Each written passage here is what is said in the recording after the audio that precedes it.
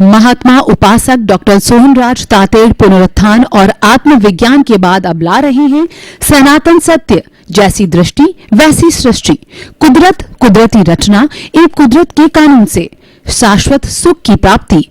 Log in करें www.drsohanrajtated.com, YouTube channel doctor Sohanraj Tated, play store से download करें mobile app doctor Sohanraj Tated.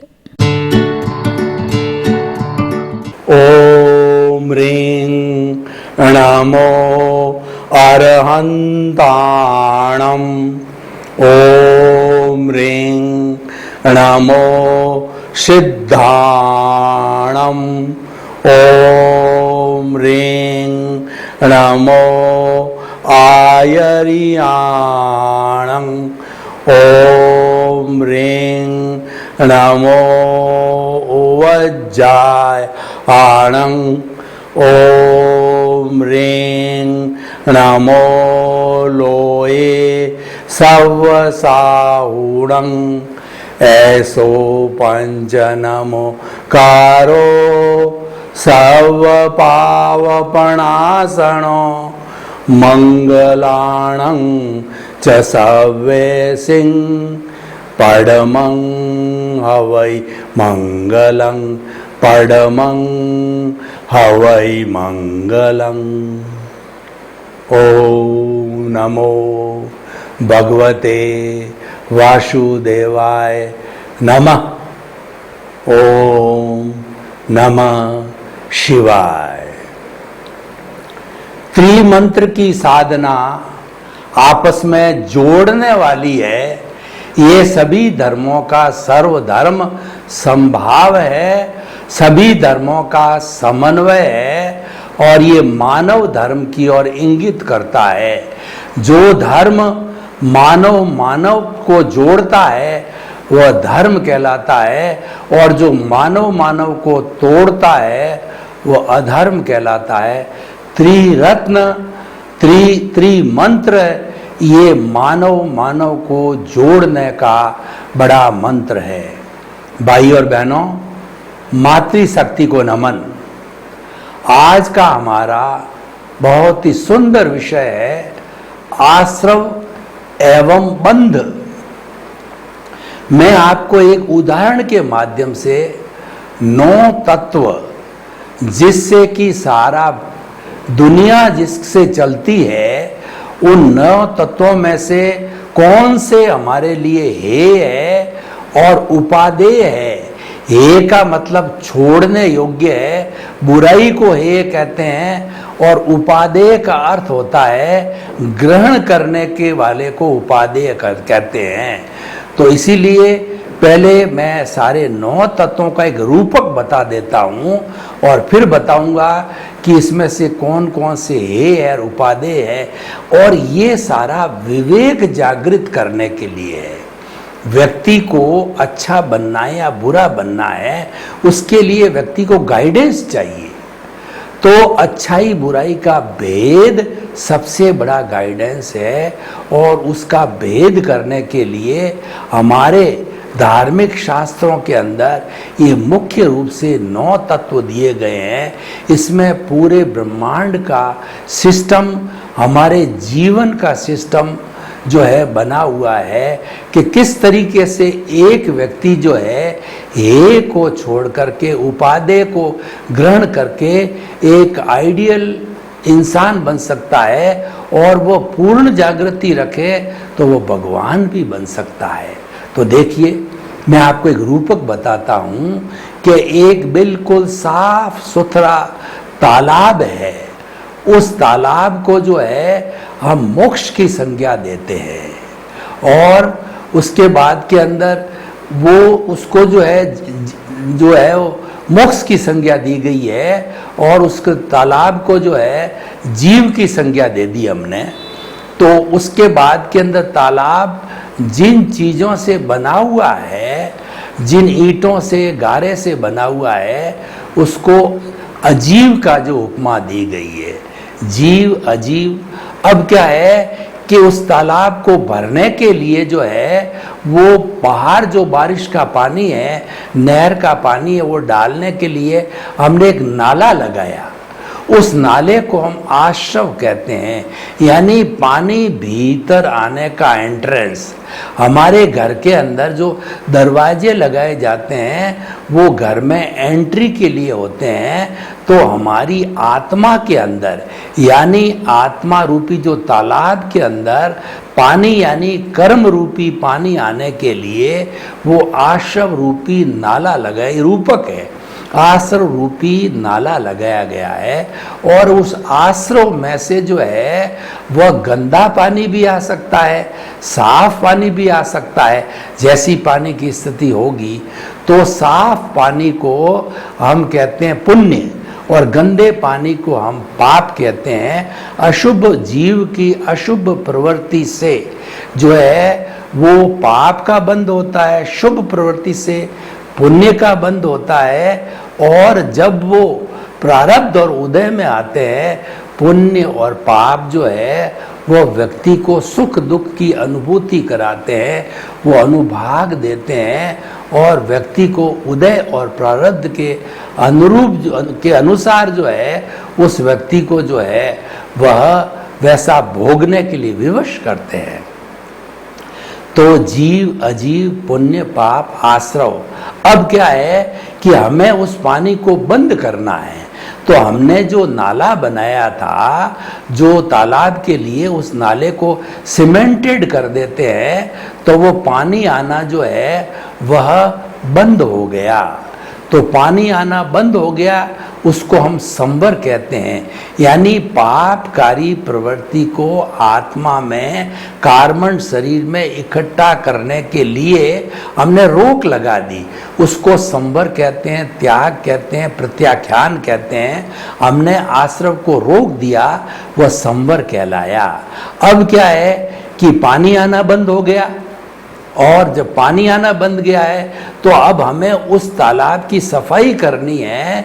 तो भीतर जो कुछ भी अच्छा या बुरा, गंदा या साफ पानी आया, उसको निकालने के लिए हमने पंप लगा दिया।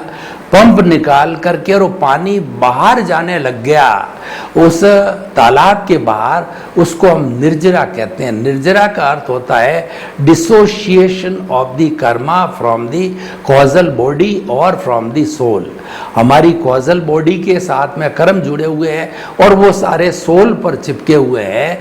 तो एक ही बात है, सोल से कर्मों का अलग होना या कॉजल बॉडी से जो कर्मों का अलग होना, क्योंकि वह उन सब कॉजेज की, उन सब कर्मों की बॉडी को कॉजल बॉडी कहते हैं, वह निर्जरा कहलाती है।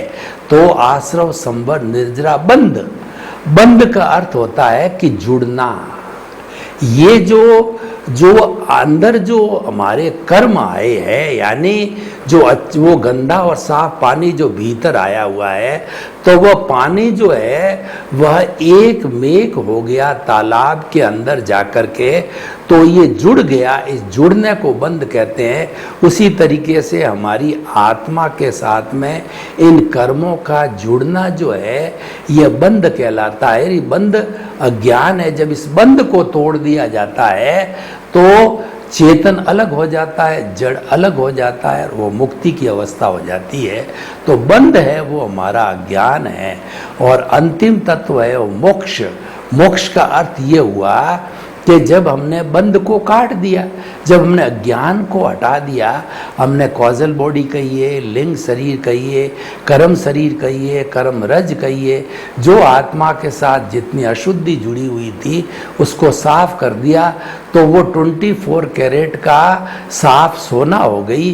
और वह जो है फिर मुक्ति की अवस्था होती है, वो मोक्ष की अवस्था होती है। फिर ये शरीर के अंदर वह नहीं रुकती है। तो ये एक रूपक है, उसको हम समय समय पर इस रूपक का उपयोग करेंगे। अब मैं हे उपादेय की विवेक जागृत करने के लिए, क्योंकि विवेके धम्ममाइये, विवेक ही धर्म है। कोई व्यक्ति आगमों का अध्ययन करके श्लोक याद करके बड़ा ज्ञानी पुरुष हो सकता है, लेकिन एक साधारण व्यक्ति बेचारा जो है वह कैसे ज्ञानी हो सकता है? उसको तो ये भेद विज्ञान दे दिया जाता है, ये करना है, ये नहीं करना है। नहीं क्यों करना है कि ये बुरी चीज है, और करना किस लिए एक अच्छी चीज है। जब उसको इतना ज्ञान दे दिया जाता है, उसको विवेक बोलते हैं। इसलिए विवेक, कॉमन सेंस को धर्म कहा गया है। तो अब देखिए इसके अंदर से कौन कौन से हे उपादेय में एक एक तत्व के साथ चलता हूं।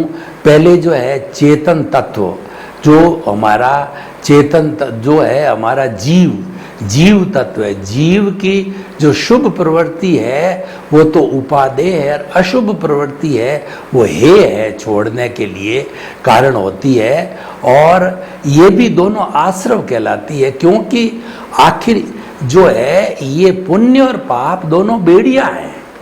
पुण्य और पाप का जब बंध होता है, दोनों बेड़ियां हैं। एक बेड़ी जो पुण्य है वो तो सोने की बेड़ी है, पाप है वो लोहे की बेड़ी है। लेकिन जब तक हम इन दोनों को, पुण्य पाप को नहीं काटेंगे, यानी हम ये पुण्य पाप, कॉजल बॉडी पुण्य पाप की बनी हुई है, जब हम इसको पूरा नहीं काटेंगे, दोनों को काटना पड़ेगा। ऐसा नहीं है कि पुण्य पुण्य रखेंगे और मोक्ष चले जाएंगे और खाली पाप को काटेंगे, ऐसा नहीं है। दोनों को, सोने की और लोहे की बेड़ी को काटने से ही जो है जाना पड़ेगा। तो इसीलिए जो हमारी अशुभ आत्मा की शुभ प्रवृत्ति है वह भी जो है आगे जाकर के छोड़नी होगी। तो एक दृष्टि से वह भी हे हो गई, तो उसको भी छोड़ना पड़ेगा मुक्ति में जाने के एंगल से। तो जीव अजीव वो बिल्कुल जो पुद्गल है, हमारे साथ जुड़ा हुआ अज्ञान स्वरूप है, वो तो है ही है। और पुण्य और पाप दोनों है, क्योंकि दोनों को छोड़े बिना मुक्ति नहीं है। और आश्रव है, वो कर्मों के आने का द्वार है, वो तो छोड़ने योग्य है। और संवर, हमने पापकारी प्रवृत्ति को रोक दिया, तो संवर प्रत्याख्यान है, ये हमारा उपादेय है। और उसके बाद के अंदर जो हमने खाली किया उस तालाब को, उसको निर्जरा कहते हैं। यानी कर्मों का आत्मा से अलग होना, कॉजल बॉडी से अलग होना, ये आंशिक निर्जरा कहलाती है।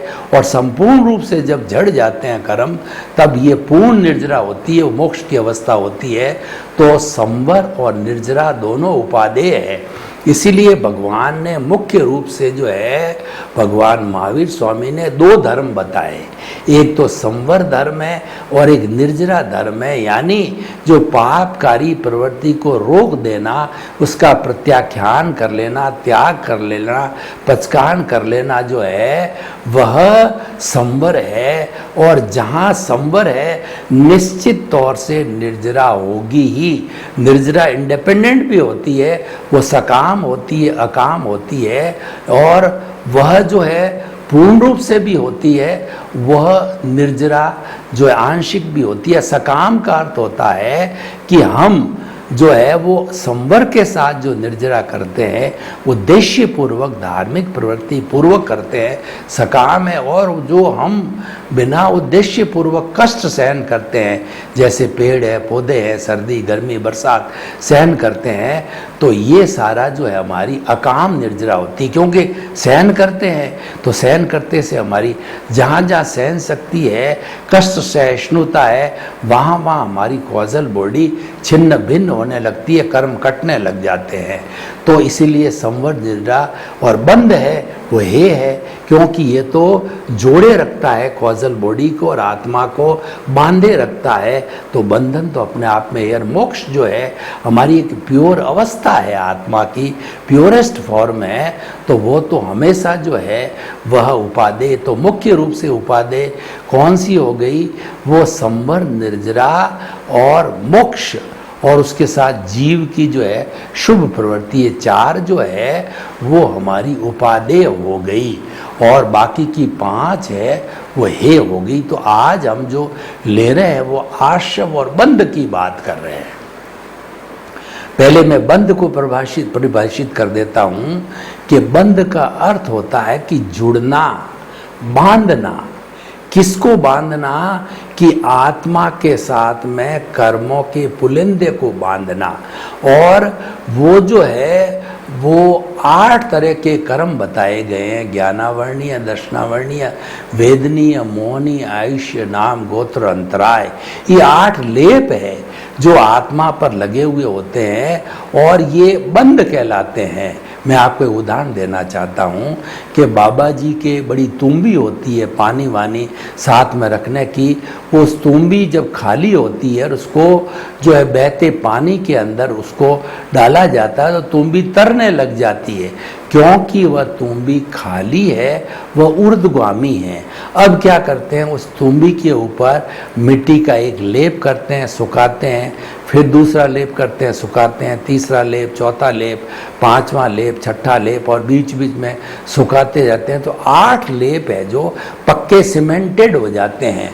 अब इस 8 लेप वाली तुम्बी को अगर हम पानी के अंदर डालें तो वो तुरंत डूब जाएगी, क्यों? वो भारी हो गई है।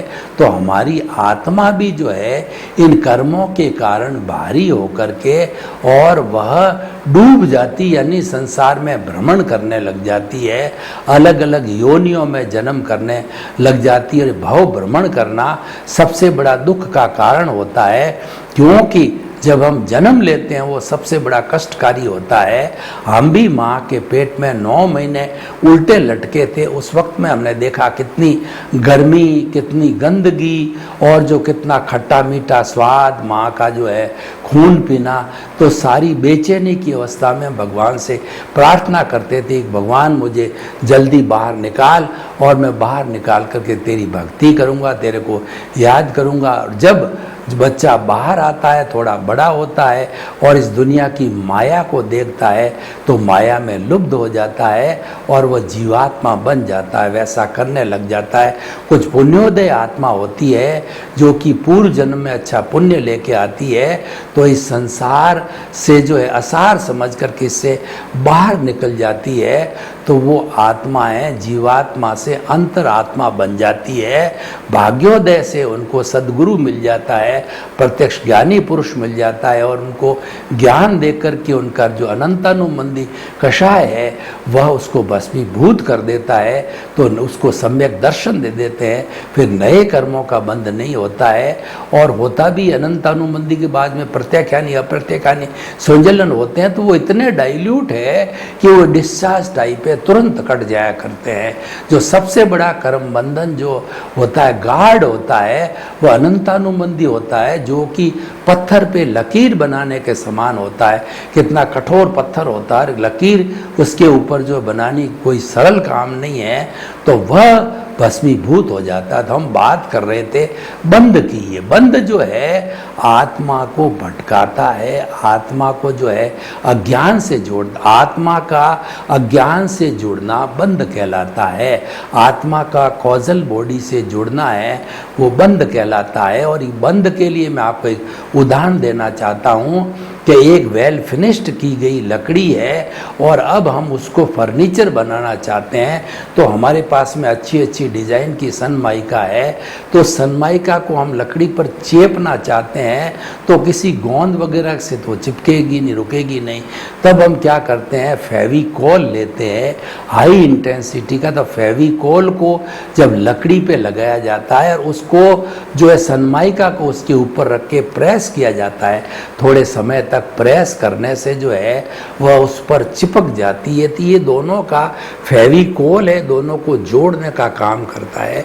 तो ठीक उसी तरह से फेविकोल को आप बंद समझिए, ये बंद लगा देता है। ये कार्बन शरीर है, ये कॉजल बॉडी है, ये लिंग शरीर है और यही भटकाने वाला है। और मुख्य यही चीज है, इसको काटना है। ये हमारी आत्मा के साथ में वेल्डिंग हो गया है। अज्ञान रूपी वेल्डिंग को काट देंगे तो जड़ अलग हो जाएगा, चेतन अलग हो जाएगा, तत्व। तो ये सारा जो है हमारा बन गया जो है बंध तत्व है। तो बंध है हमेशा हे होता है, इसको तोड़ने की कोशिश करनी है। और बंध टूटेगा कब कि कार्बन शरीर जब संपूर्ण रूप से आज़ाद हो जाएगा, झड़ जाएगा। झड़ता कैसे है मैं आपको बताता हूँ। कार्बन शरीर देखिए, जो अपने जो मधुमक्खियाँ होती है ये क्या करती, शहद बनाती है, तो वो सबसे पहले छत्ता बनाती है, अलग अलग परागकण ला करके और किसी भी दीवार के ऊपर जो है वो छोटे छोटे छेद करके उसके अंदर परागण डालती है और उसके बाद के अंदर जो पकता है तो शहद टपकने लग जाती है। जब सारी शहद टपक जाती है या कोई भी शिकारी उस शहद को टपका देता है करके, तो वो मक्खियाँ उड़ जाती है और पीछे खाली जो है छेद वाला एक छत्ता रहता है, जो मधुमक्खियों का छत्ता है, जिसमें न तो मधुमक्खियाँ हैं न शहद है। उसी तरीके से ये हमारे जो शहद टाइप है वो हमारे सब कर्म है, वो कि धीरे धीरे जो है वो हमारे निर्जरा हो गई। निर्जरा हमारे आश्रव कर्म जो करते हैं वो आश्रव के कारण, संवर के कारण करते हैं और आते हैं वो आश्रव के कारण। तो आज हमारा विषय है वो आश्रव और बंध का है।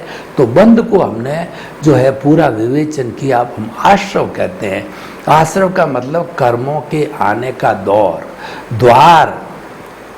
सामान्य गृहस्थी व्यक्ति जो है इस आश्रव का उपयोग करता ही रहता है, क्योंकि संसार की जितनी भी अवस्थाएं हैं वो राग द्वेष जनित है।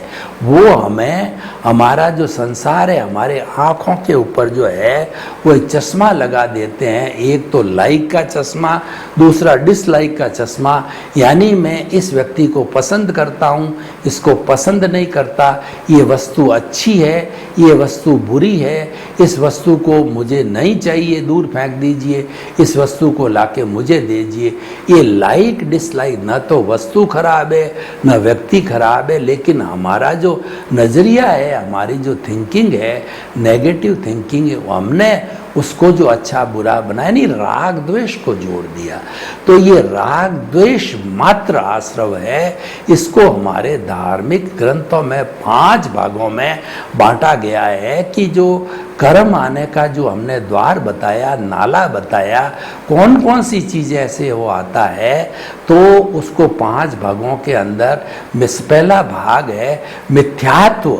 मिथ्यात्व का अर्थ होता है रॉन्ग बिलीफ, सही चीज़ को गलत समझना, गलत को सही समझना, साधु को असाधु समझना, असाधु को साधु समझना, मुक्त को अमुक्त समझना, अमुक्त को मुक्त समझना, मोक्ष को संसार समझना, संसार को मोक्ष समझना, और जो है मार्ग को कुमार्ग समझना, कुमार्ग को मार्ग समझना। ऐसे 10 तरह का हम विवेचन रॉन्ग डायरेक्शन में, 5 राइट डायरेक्शन है, 5 रॉन्ग डायरेक्शन है। जब हम रॉन्ग डायरेक्शन में जाते हैं तो वो मिथ्यात्व कहलाता है। और इसको हम अनंतानुबंधी दर्शन मोहनीय भी कह सकते हैं। हमारे जो मोहनीय कर्म है, दर्शन मोहनीय कर्म की 4 प्रकृतियां हैं। पहला अनंतानुबंधी कषाय, दूसरा अप्रत्याख्यानी कषाय, तीसरा प्रत्याख्यानी कषाय और चौथा संजुलन कषाय। जो अनंतानुबंधी कषाय होता है बहुत गाढ़ होता है। क्रोध, मान, माया, लोभ इतने गाढ़ होते हैं जैसे पत्थर पर लकीर बनाना कितना कठोर कार्य, और बन जाती है तो उसको वापस मिटाना कितना मुश्किल होता है। और दूसरा जो होता है अप्रत्याख्यानी होता है, वो लकड़ी पर लकीर बनाने का, तो चीजल घुमाई सॉफ्ट लकड़ी के ऊपर और वह लकीर बन जाती है। यानी वह कम जो है अनुभाग का राग द्वेष है या क्रोध, मान, माया, लोभ है, वो अप्रत्याख्यानी। और प्रत्याख्यानी जो है वो बालू मिट्टी के ऊपर रेत खींचते हैं तुरंत मिट जाती है। वैसा हमारा अप्रत्याख्यानी राग द्वेष, क्रोध, मान, माया, दर्शन मोहनी है। और संजलन का अर्थ होता है पानी पे लकीर खींचना। आपको थोड़ा सा गुस्सा आया, भभक आया, फिर आपने ज्ञान का चिंतन किया, अरे मैं ये गलत काम कर रहा हूँ, आप तुरंत जो है क्षमा भाव के अंदर आ गया। माया आई तो आपने आगे गलत कर रहा हूँ मैं, लोभ आया तो मैं गलत कर रहा हूँ। तो क्रोध, मान, माया, लोभ जो ही जो है प्रज्वलित होने लगते हैं, आप तुरंत उस पर अंकुश कर लेते हैं, ये संजलन कहलाता है। तो हम ये मिथ्यात्व की बात करते हैं, ये रॉन्ग बिलीफ को, हमारा सनातन सत्य है वो कुदरती रचना और कुदरत के कानून के आधार पर जो है आपकी रॉन्ग बिलीफ को राइट बिलीफ करता है, यानी आप गलत दिशा में चल रहे, आपको मिथ्यात्व से सम्यक्त्व की ओर ले जाता है, आपको राइट विजन देता है, राइट पाथ देता है, आपको जो है शाश्वत सत्य देता है और आपको जो है सम्यक दर्शन देता है, राइट विजन देता है। यही सनातन सत्य का मुख्य उद्देश्य है। क्यों देना चाहते हैं? कि आपके अंदर शाश्वत सुख की नींव लगाना चाहते हैं, मोक्ष की नींव लगाना चाहते हैं, आपको मुक्ति में भेजने के लिए हम फाउंडेशन लगा देते हैं। तो ये हमारा मिथ्यात्व हो गया, मिथ्यात्व। और दूसरा है अविरति। अविरति का अर्थ होता है कि धार्मिक प्रवृत्ति में प्रभु को याद करने में चेतना के साथ जुड़ना सबसे बड़ी धार्मिक प्रवृत्ति है। जड़ के साथ जुड़ना अधार्मिक प्रवृत्ति और चेतन के साथ जुड़ना धार्मिक प्रवृत्ति। कैसे? कि हमारे भीतर जो प्रभु बैठा है उसके गुणों की भजना करना, कि ये सच्चिदानंद है, सत का मतलब ये अविनाशी है, चित्त का मतलब ये ज्ञान दर्शन वाला है और आनंद इसका लक्षण है। ये जो है अजर है, अमर है, अविनाशी है, इसका वर्ण नहीं, गंध नहीं, रस नहीं, स्पर्श नहीं, जलती नहीं, मरती नहीं, कटती नहीं, अव्याबाद है, टंकोत्कीर्ण है, अजन्मा है। कितने कितने गुण बताऊं आपको। हरि अनंत, हरि कथा अनंत। अगर मैं इस हरि की कथा में लग गया, उसके गुणों की भजना में लग गया, तो मेरा ये एपिसोड यहीं हो जाएगा। 10 जन्म भी आप जो है हरि के गुण गाते रहो, इनके गुणों का अंत नहीं आएगा। क्योंकि इस पूरे ब्रह्मांड का सबसे शक्तिशाली तत्व है वह चेतन तत्व और सब में एक सा है।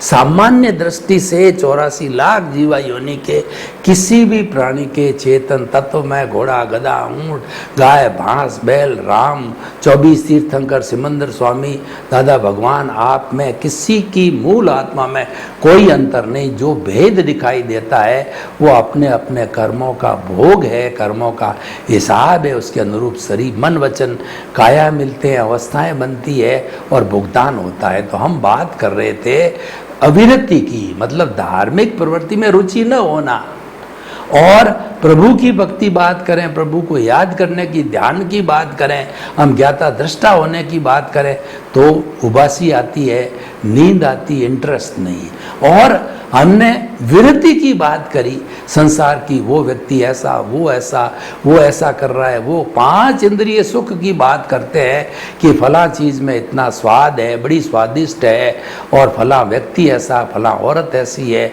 और फला जो भोजन ऐसा है। जब हम व्यंजनों की बात करते हैं, 5 इंद्रियों के सुखों की बात करते हैं, तो विरति उसमें वो फुल इंटरेस्ट लेता है और इंटरेस्ट लेकर के उसके अंदर उसकी नींद उड़ जाती है।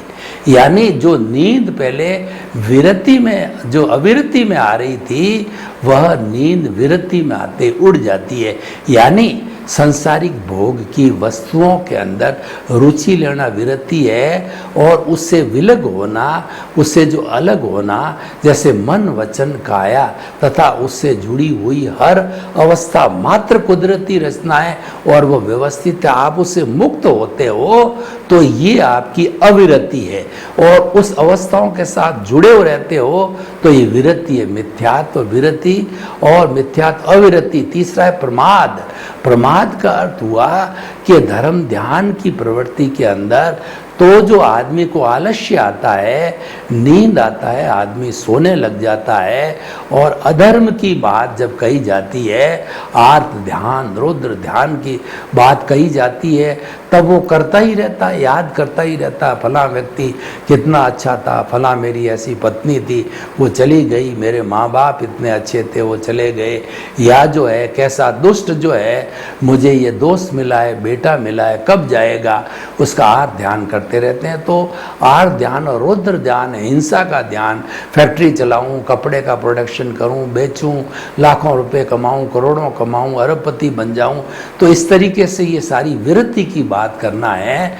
ये जो है दूसरा आशव है, मिथ्यात अविरति। तीसरा प्रमाद हो गया कि उसमें रुचि का होना और न होना, मतलब विरति में रुचि लेना और तो प्रमाद हो गया, और अविरति में रुचि न लेना अप्रमाद हो गया।